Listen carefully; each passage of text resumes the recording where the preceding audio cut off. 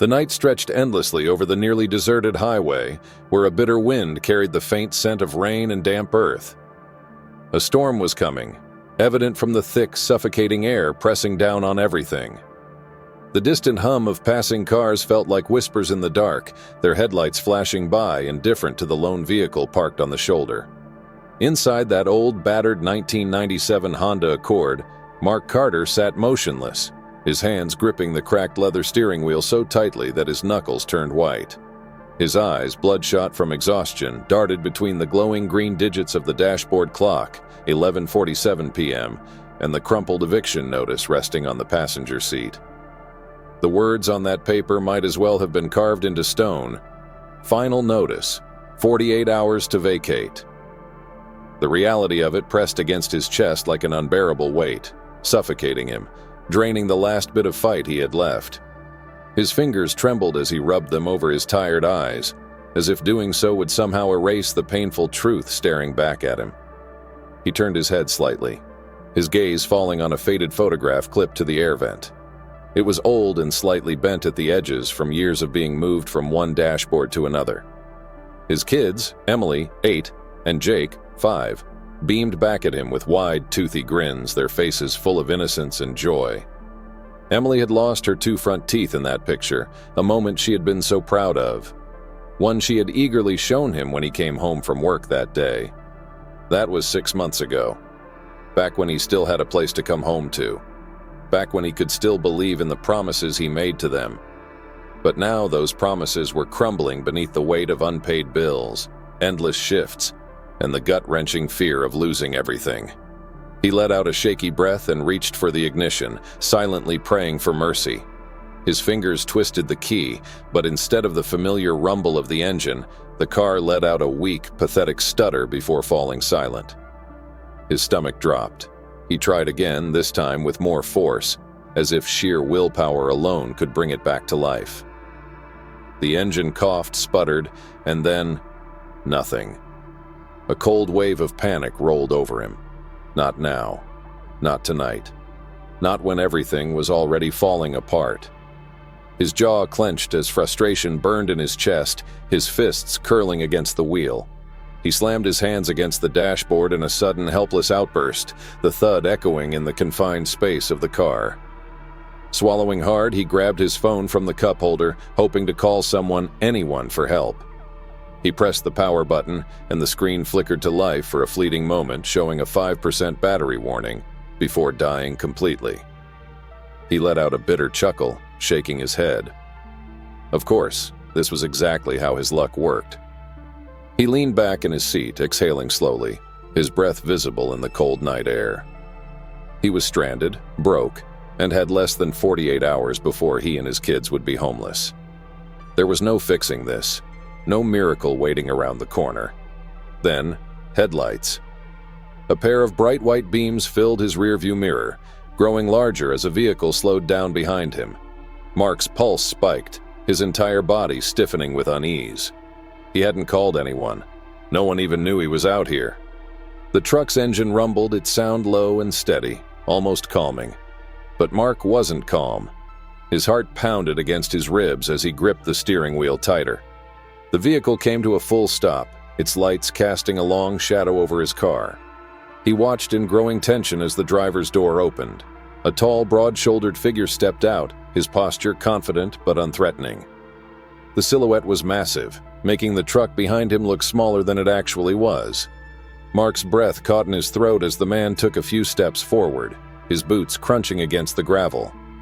Then, in a voice that was deep, familiar, and impossible to mistake, the stranger spoke. "Hey, brother, need some help?" Mark felt the air leave his lungs. His exhausted mind struggled to comprehend what he was seeing, what he was hearing. That voice. He knew that voice. Everyone knew that voice. His pulse roared in his ears as the figure stepped closer, the glow of the hazard lights illuminating his face. And just like that, Mark's world stopped. Standing before him, arms crossed over his chest, wearing a casual smirk like this was just another normal night, was none other than Dwayne "The Rock" Johnson. Mark blinked. Once. Twice. His mind refused to believe it. No way, no freaking way. His body felt frozen in place, his brain struggling to catch up with reality. The Rock raised an eyebrow, tilting his head slightly. "You all right, man? You look like you've seen a ghost." His voice was lighthearted, amused even, but Mark was still too stunned to respond. His lips parted, but words refused to come out. His brain kept screaming, "This isn't real. This doesn't happen." The Rock glanced toward the car. "Engine trouble?"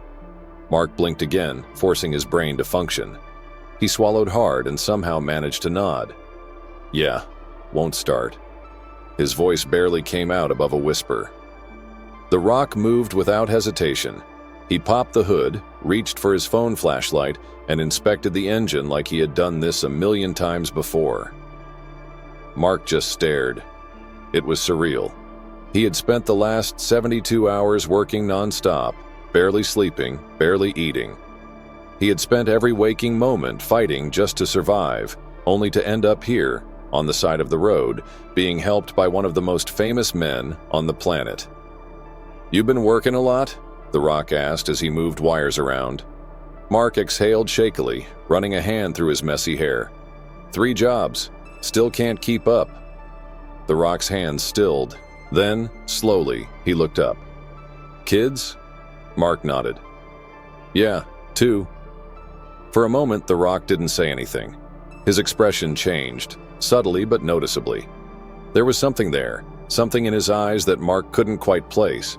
It wasn't just sympathy, it was recognition, understanding. The Rock sighed, stepping back from the car, wiping his hands against his jeans. "Bad news is, this thing's dead for the night. Good news?" He smirked. "You just met the right guy." Mark's heart skipped. What did that mean? Before he could even ask, The Rock clapped a hand on his shoulder, his grip strong but reassuring. "Are you hungry?" Mark hesitated. He had no money. He didn't even know if this was real. But something about the way The Rock looked at him, like he actually cared, made him say yes. Moments later, Mark found himself in Dwayne Johnson's truck, driving into the night, still unable to believe what was happening. One question kept playing in his head over and over again. Why would someone like The Rock care about someone like him? He would soon get his answer, and it would change everything. Mark's breath hitched as his exhausted brain struggled to process what was happening. His body felt paralyzed, his mind scrambling for an explanation, but there was none. The man standing before him, illuminated by the warm glow of the hazard lights, wasn't just some good Samaritan passing by. He wasn't just a stranger offering help. He was Dwayne "The Rock" Johnson. Mark's eyes refused to blink, as if shutting them for even a second would make the moment disappear, revealing that this was nothing but a sleep-deprived hallucination. His chest tightened, his fingers twitching against the edge of the steering wheel, gripping it as if he needed something to anchor himself to reality. This wasn't possible. It didn't make sense. What were the odds that, of all people, The Rock would be the one to stop for him? He felt like he was caught in some bizarre, alternate reality where things like this actually happened. For a moment, neither of them spoke. The Rock, standing tall with his hands on his hips, studying Mark with the calm confidence of a man who had seen 1,000 different walks of life, didn't seem in any rush to break the silence. There was no awkwardness in his posture, no impatience in his expression. If anything, he seemed genuinely curious. "Hey, brother, you okay?" The Rock's voice was just as deep, just as powerful as it was in the movies, but there was something else to it now, something real, something that wasn't just a script. Mark's mouth opened, but no words came out.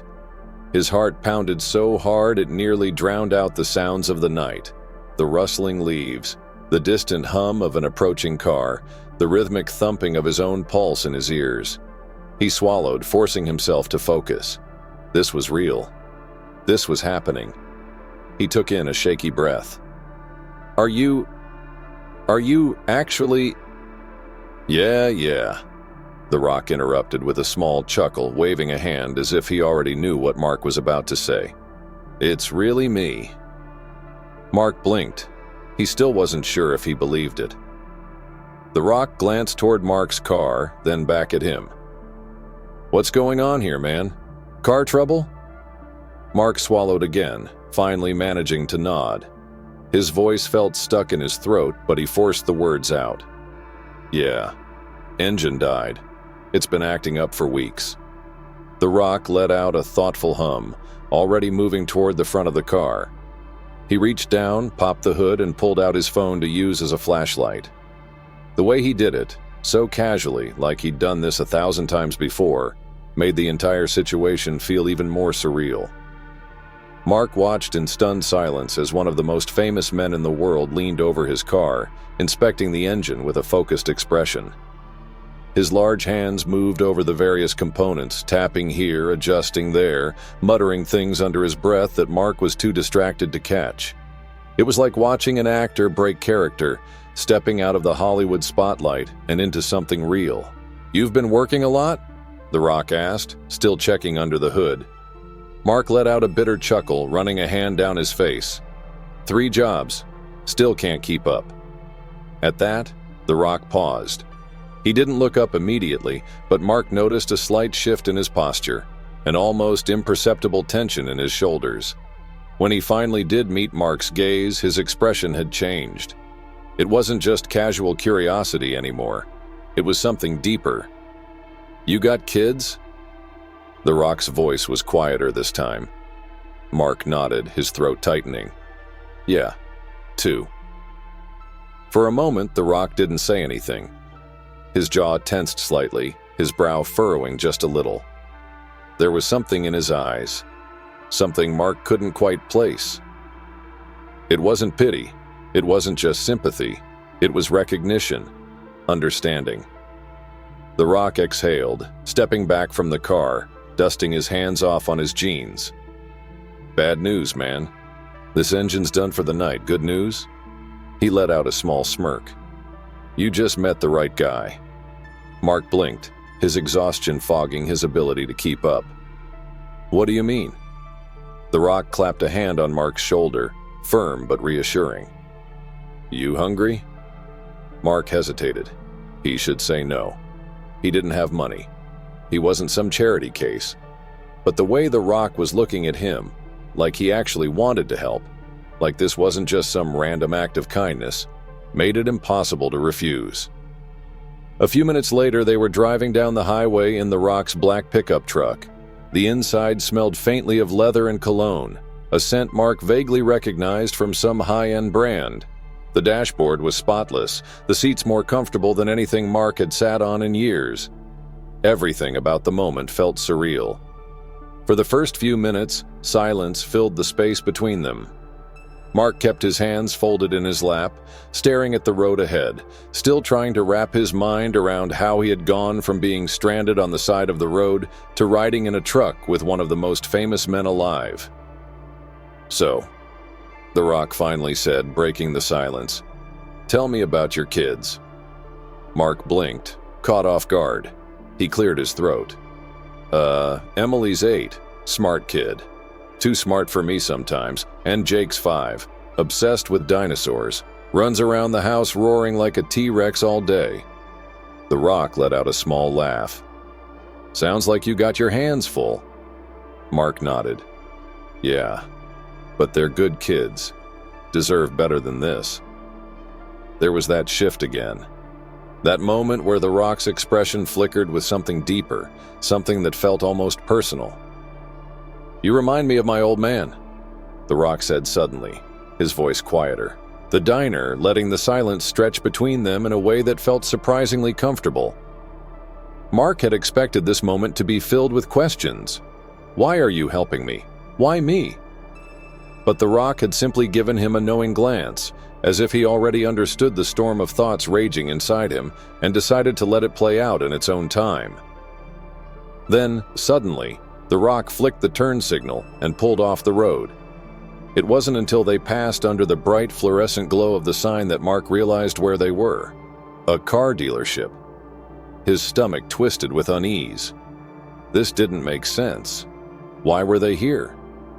The Rock put the truck in park, shifting his attention toward Mark with a small smirk playing at his lips. "Come on," he said, pushing open the driver's side door. "Got something to show you." Mark hesitated.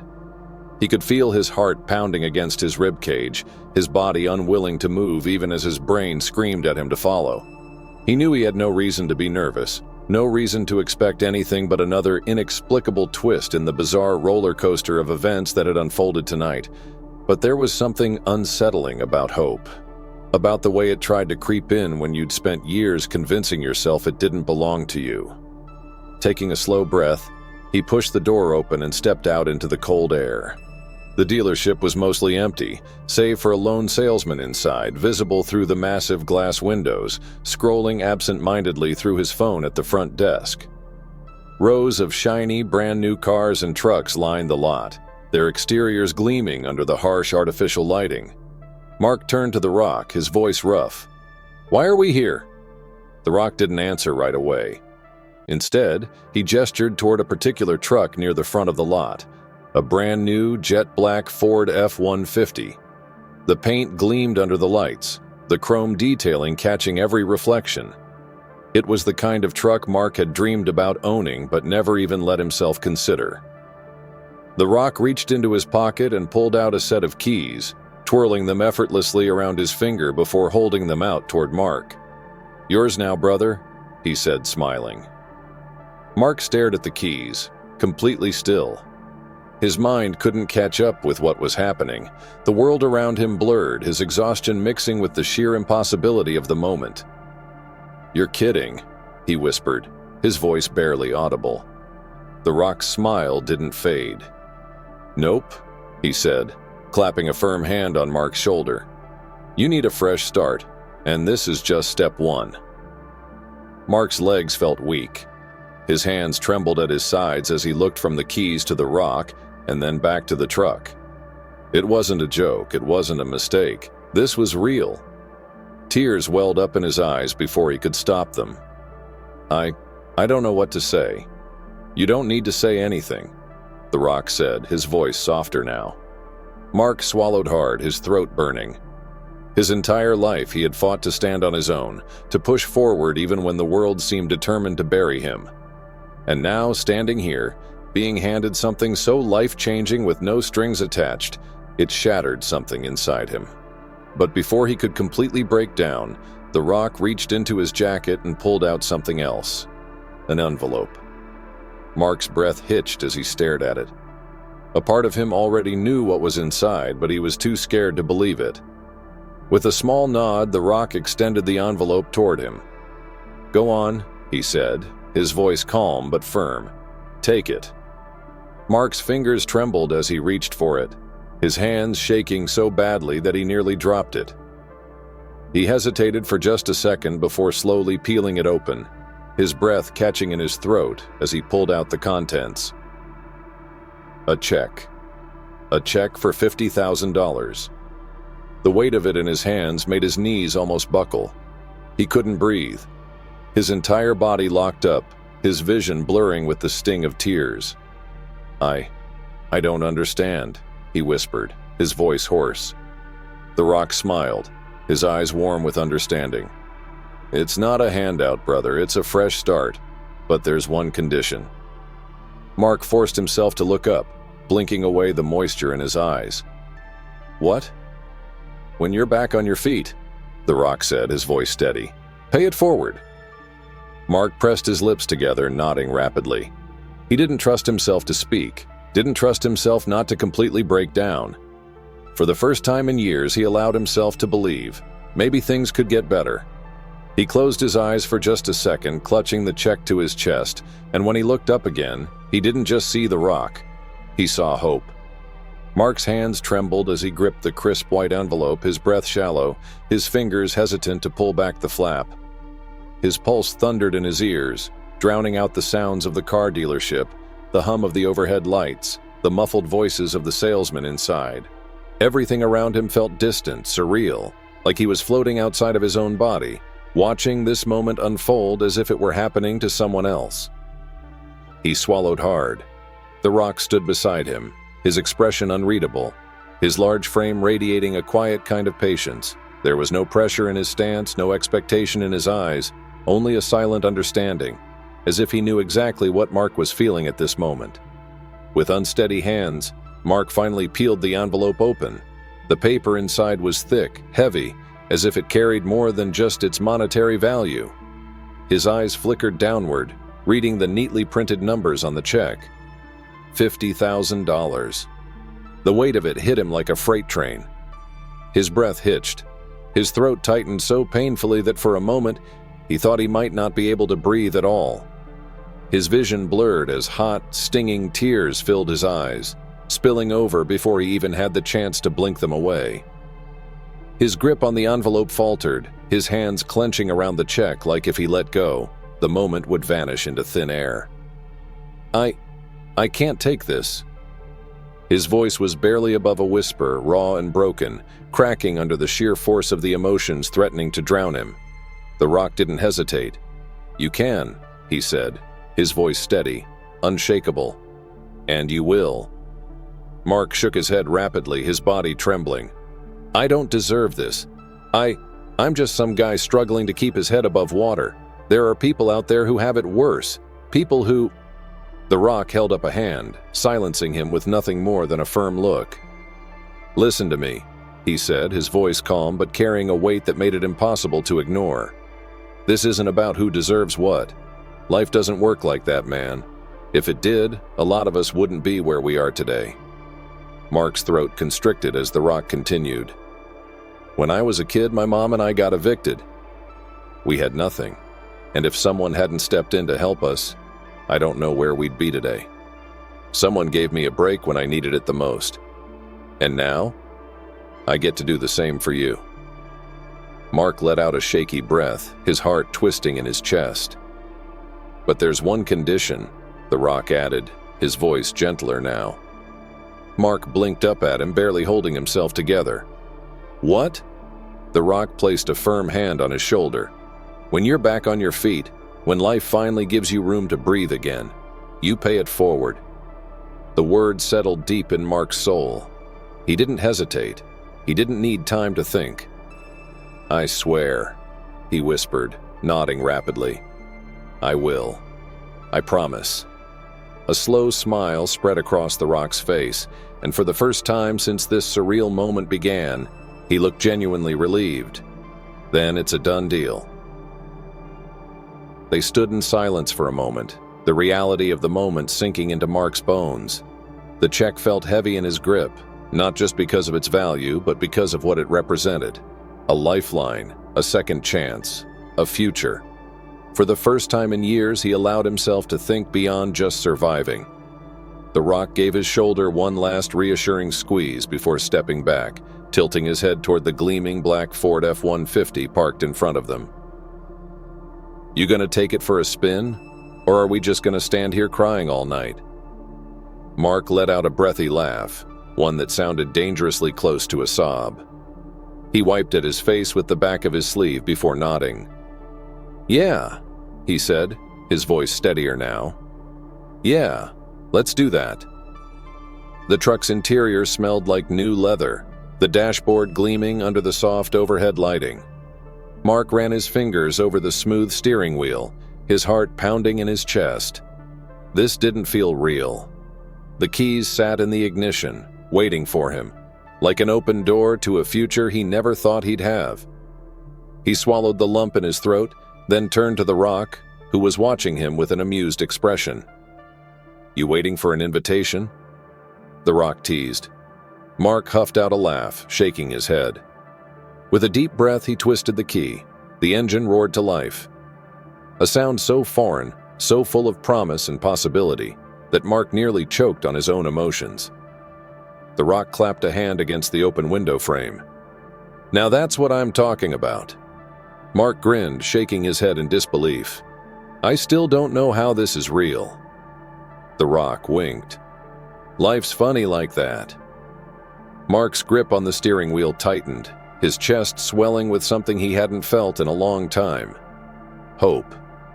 But before he could say anything else, The Rock leaned in slightly. "One more thing," he said. Mark frowned. What? The Rock smirked. No more working 3 jobs, all right? Mark let out a breathy chuckle. I'll do my best. The Rock grinned. That's all I ask. With that, he stepped back, watching as Mark took a deep breath, put the truck into drive, and slowly pulled out of the dealership lot. As he drove down the empty street, the city lights stretching out before him, Mark realized something. For the first time in as long as he could remember, he wasn't just surviving, he was living. The ballroom was alive with soft murmurs, the quiet clinking of glasses, and the rustle of fine fabric as elegantly dressed guests shifted in their seats. Chandeliers hung from the high ceilings, their golden glow casting a warm light over the faces of hundreds of people gathered in the vast hall. The air was thick with anticipation, a silent energy rippling through the crowd as they waited for the next speaker.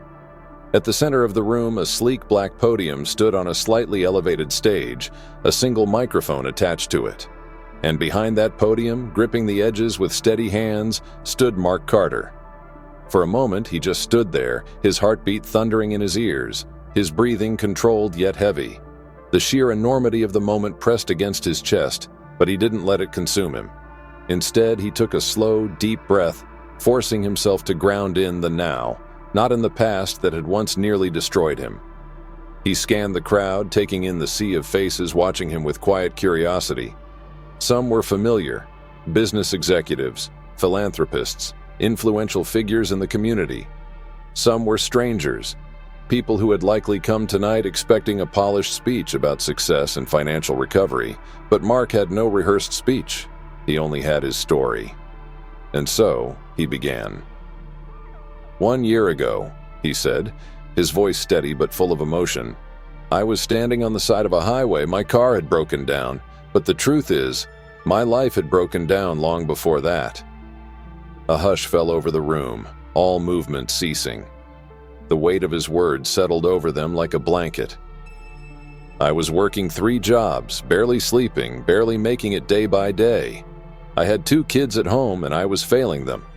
My wife had passed away, my bills were piling up, and that night, I had reached my breaking point. His fingers curled tighter around the podium as he swallowed hard, trying to keep his emotions at bay. That was the night I met someone who changed everything. His lips parted, and for a moment he hesitated, savoring the weight of the words before releasing them. Dwayne, "The Rock" Johnson. There was an audible gasp from parts of the audience, a ripple of murmurs spreading through the room. Some faces lit up with recognition, others filled with surprise. Mark let the moment settle before continuing. He didn't just stop to help a stranded stranger. He didn't just give me a ride or fix my car and send me on my way. Mark took a steadying breath. He listened. He sat with me in a diner, listened to my story, and for the first time in a long time I felt like someone actually saw me, not as a failure, not as a lost cause, but as a man who just needed a break. A few heads nodded in the crowd. Some shifted in their seats, visibly moved. Mark's voice wavered slightly, but he pushed through. And then he did something that still leaves me speechless to this day. He handed me the keys to a brand new truck. He gave me a check for $50,000, and not because I deserved it, but because he believed in something I had stopped believing in, me. A few sniffles echoed from different corners of the room. A woman in the front row dabbed at the corners of her eyes with a napkin. Mark let the silence sit for a moment, allowing the gravity of his words to sink in before he continued. He told me that when I got back on my feet, I had one job: to pay it forward. He took a slow, deliberate step away from the podium, reaching into his suit pocket and pulling out a small envelope. He held it between his fingers, his gaze settling on someone sitting in the front row. In this audience tonight, there's someone who reminds me of myself a year ago. Every head turned in the direction of a young mother, her dark hair pulled into a loose ponytail, her hands gripping the edge of her seat as if she didn't quite belong in this grand, expensive event. She had dressed up as best as she could, but Mark saw the tired eyes, the weight of the world sitting on her shoulders, the silent exhaustion that only those who have fought endless battles can recognize. She was him a year ago. He stepped off the stage, his polished shoes clicking softly against the marble floor as he approached her table. The woman's eyes widened, her lips parting slightly in shock. He crouched beside her, offering the envelope. "Inside this," he said, his voice thick with emotion, "is $10,000. She gasped, her hands flying to her mouth. The crowd erupted into hushed whispers. Mark smiled. "I was given a second chance, and now I'm passing it forward." The woman's hands trembled as she reached for the envelope, her breath coming out in shaky, uneven gasps. I don't know what to say," she whispered, her voice breaking. Mark nodded, his own eyes burning with unshed tears. "You don't have to say anything." The applause started softly, a few claps here and there, before the entire room rose to their feet, the sound growing into something powerful, something alive. But Mark barely noticed the crowd anymore. Because in the very back of the room, standing near the exit, wearing a simple black cap pulled low over his eyes, was Dwayne Johnson. His presence wasn't loud. He hadn't walked in with an entourage or made an entrance. He was just there watching, blending into the background in a way that most people wouldn't have noticed. But Mark saw him. And as he stood there, surrounded by the sound of thunderous applause, as the young mother clutched the envelope to her chest as his heart swelled with something bigger than gratitude, Mark locked eyes with the man who had changed his life forever. Dwayne didn't need to say anything. He simply smiled. And in that single quiet moment, Mark knew. One act of kindness can change everything. The applause thundered, the cameras flashed, and Mark Carter, once a man barely surviving, stood tall, knowing that for the first time in his life, he had become the man he was always meant to be. One act of kindness changed Mark's life forever. But what if the next life that changes is yours? Right now, someone out there is fighting a battle they don't think they can win, just like Mark once did, and maybe, just maybe, you could be the person who makes all the difference. Have you ever experienced a moment of kindness that changed everything? Or have you ever been the one to change someone else's life? Share your story in the comments because your words might be exactly what someone needs to hear today. If this story moved you, don't just leave. Take action. Hit the like button. Share this video with someone who needs to see it and subscribe now because the next story might be the one that changes everything and you won't want to miss it. This isn't just another video. It's a reminder that one small action can start a ripple that never ends. Will you be the one to start it?